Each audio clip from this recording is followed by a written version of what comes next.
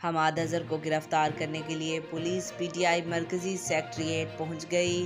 तफसीलात के मुताबिक पुलिस हमाद अजहर को गिरफ्तार करने के लिए पीटीआई मरकजी सेक्रेटेरिएट पहुंची, लेकिन वो पहले ही पेशावर के लिए रवाना हो गए। ज़राए का बताना है कि पुलिस एहलकारों ने पीटीआई मरकजी सेक्रेटेरिएट स्टाफ से पूछ-गुछ की। अक़वाम मुत्तहिदा के वफ़द की मौजूदगी में पुलिस पीटीआई के दफ्तर पहुंची और तमाम कमरों की तलाशी ली। ज़राए के मुताबिक 5 रुकनी अक़वाम मुत्तहिदा का वफ़द पीटीआई क़यादत से मुलाकात के लिए सेक्रेटेरिएट में मौजूद था।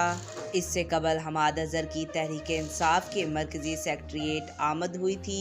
इस दौरान उन्होंने मीडिया से गुफ्तगू करते हुए कहा था कि पेशावर जाकर कबल अज़ गिरफ्तारी ज़मानत लेकर अदालत में पेश होऊंगा।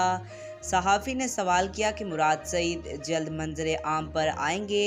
हमाद अजहर ने जवाब देते हुए कहा था कि मेरा मुराद सईद से कोई राब्ता नहीं है। सहाफ़ी ने सवाल किया कि बाकी रूपरोश लोग भी बाहर आएंगे।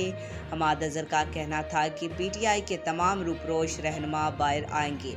इनका कहना था कि जालिम और जब्बर के सामने नहीं झुकेंगे। रऊफ़ हुसैन पर हमले के बाद बानी पीटीआई का पैगाम मिला।